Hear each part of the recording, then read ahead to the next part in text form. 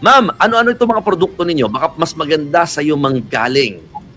Mga ano po, mga money organizer po. Para yung money organizer po, yun po yung ano, sa-separate po yung mga bills po natin. Kunya, may pambayad ng kuryente, mga load, mga expenses po natin, mga ganun po.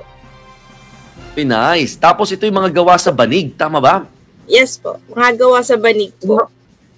Hindi mo mahirap gawin yan pag, syempre mas maliliit yan eh. Ang banig kasi talaga malawak, mahaba, madali na yun. Parang if you're going to logically think about it, parang mas malalaki kaysa sa maliliit, mas mabusisi.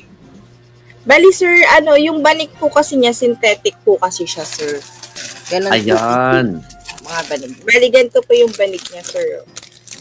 Ayan. Oh, okay. Nice, so, nice. Lang po natin, ganyan. Ang ganda. Okay Oo. So, parang ano pa, nagmukha pa siyang sosyal. Ayan, yes, okay, no? At least separate, parang ano, may hiwa-hiwalay mo nga lahat. Organizer nga. Parang magandang pangregalo yan, Oo. Yes. Pero, ma'am, kanina po sa introduction namin, ang sabi niyo raw, natulungan kayo ng pamahalaan para mailunsad itong mga produkto. Paano po kayo nag-apply para matulungan at paano po ito eksakto nakatulong sa inyo? Baka may paraan din para matulungan naman ng iba nating kababayan eh. Give us an idea. Bali sir, kami po is online seller po talaga kami. Tapos, before ako mag-online seller na may tumulong po sa akin SLP sa livelihood po for DSWT. So, doon po na-meet ko po si Sir Miko. Siya po ang nag-introduce, siya po yung kumuha sa akin sa SLP for livelihood.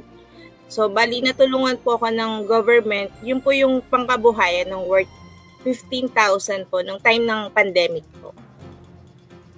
Wow! So, sa halagang 15,000 piso, ito yung nagsilbi mong puhunan? Yes po, sir. 15,000 pesos lamang mga kapatid. At ngayon talagang parang may ano ka na. Ang dami ko na nakikita sa likod mo ng mga, mga paninda ba yan? Order ba yan? Opo, sir. Wow. Yan po yung money organizer po. Iba-iba rin po. May bag, pouch, saka mga, mga handy bag po. Magpapaka-searching kitan muna ako Mula sa 15,000 pesos, malamang na return of investment mo na yan, na ibalik na yung puhunan. Magkano na ang kinita? Mula dyan sa 15,000 para mas ma-inspire natin yung mga tao na pwede, no? Yung ganitong klaseng puhunan lamang. Bali sa amin, sir, kinikita ko po sa online, nung nag-start po kasi ako pandemic talaga, sir. So, hindi ko din ina-expect na magbo-boom siya kasi syempre, sir, nung time na yung pandemic, hindi naman natin alam kung mabebenta talaga. What will happen next? Yes, sir. Bali, nung nag-start na yun, ayun po, bali, maganda po yung income, sir. Bali, siguro every week meron po akong mga 30 ganyan, sir.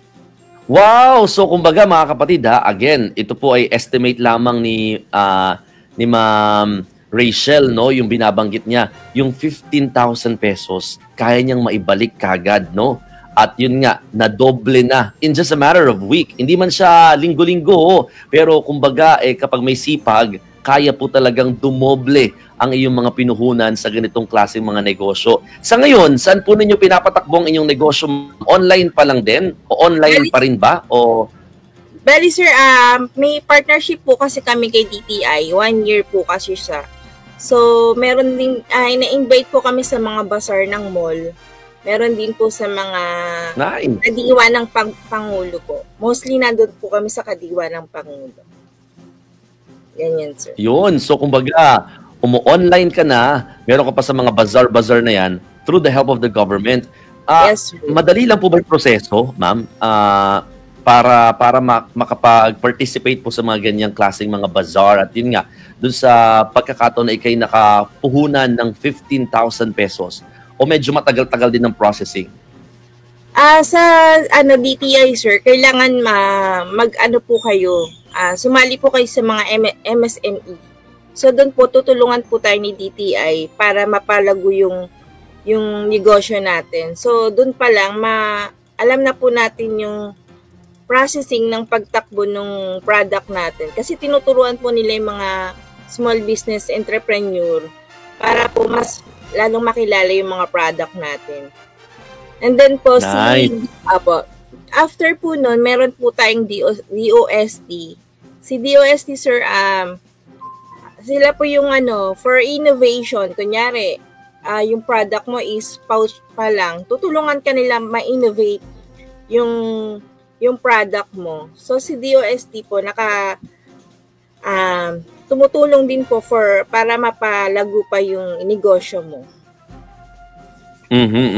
Naku ma'am, sige po, mabilis na lang po, no? Pero dahil alas 5:30 na po ng umaga, meron pa po kami mga tanong sa iyo. Please stand by ha. Magkakaroon lang kami ng very quick break sa oras na alas 5:30 ng umaga. Diyan ka lang muna, Miss Rachel, dahil marami pa kami gustong malaman dyan sa Business Biyernes segment natin na yan, through your business or sa iyong negosyo. Magbabalik po ang Baangon Bayan with Mon, mga kapatid. Makalipas lang ang ilang paalala. Salamat po kayo.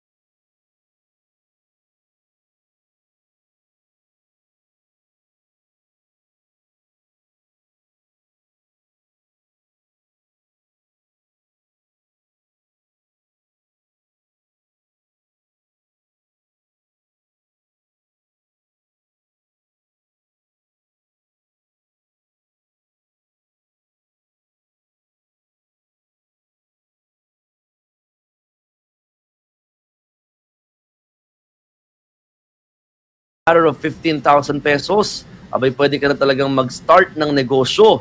Ma'am, ang tanong po dito, saan daw galing naman yung materyales? Hindi ba kayo dyan nahirapan din? Lalo pandemic time yun ng time na nag-start kayo ng ganitong klaseng negosyo. Yung materials po namin is galing po for China po kasi siya, sir. So sa Divisoria mostly kasi kami po. Oh, sipag! Tapos yung manufacturing, yung production-wise, paano? Yung production po, isa parents ko po talaga siya, sir. Sila po yung gumagawa. Tapos kami po yung ino-online na rin po. Nagma-market, kayo naman yun. O sige, aside sa online at pagsali nga po sa mga bazaar ng government, may plano pa ba kayong palakihin pa o dalhin din ito sa iba pang mga lugar? Sa Shopee, sir, na-invite na po kami for outside the country po. So, waiting na lang po kami. Yes po. Big time Waiting na lang Nagulat po kami ako dun sir. Dun sa outside ng transaction sa country. Okay. Nice. Pero may mga tanong dito, magkaka-physical store din daw ba kayo? Parang gusto nilang punta para mahawakan at makita nila yung mga design at yung mga products ninyo. Are you planning to make a physical store eventually? Yes, sir. Siyempre naman, gusto po namin magkaroon ng physical store. Pero as of now po talaga, more on online po muna kasi kami, sir. Po kami talaga. Online lang talaga. Yes. O, sige. Ma'am, baka meron na po kayong tip, no, sa mga nagne-negosyo. Kasi yung style ninyo, grabe. Parang anong tawag dito? Lahat ng pwedeng paraan ginawa ninyo, no, para makakonect, lumawak ang network. Ano yung mga pwede nyo ibigay na tip sa mga nais pong magnegosyo na may pagkakataon at may paraan pala para maging matagumpay din kahit papano sa kahit simpleng puhunan? Bali po sa mga gusto pong magnegosyo, mag-start ng negosyo, syempre first kasi inisip natin is puhunan. So, para makapag-start po tayo, kailangan yung gusto po talaga natin na negosyo. Hindi po yung basta kung ano lang yung bago or yung magki-click. Kailangan yung talagang gustong-gusto po talaga natin yung negosyo na papasukin po natin. Dapat kilalang-kilala po natin para mas ma-enhance po natin kung paano natin siyang ibebenta. So, hindi natin kailangan sumabay sa mga uso, syempre, sir, di ba? Kung hindi mo naman kaya talagang ibenta talaga, di ba? Mahirap din kasi sumabay sa mga bago ngayon, sir. Tapos hindi mo naman talaga siya kayang i-market. So dapat number 1, aralin maigi ang nais mong pasuking negosyo, no? Para at least mas alam mo at talagang kumbaga maisapuso mo at talagang maisabuhay mo rin, no, yung mga ganyang klase ng negosyo, at ikaw na mismo yung gagawa ng paraan kung paano pa ito mas mapapalago. At yun, pwede po kayong kumonek sa pamahalaan, mga kapatid. Madami palang ways, no, na pwede pong makatulong ang government in terms of this kind na mga small, medium enterprises.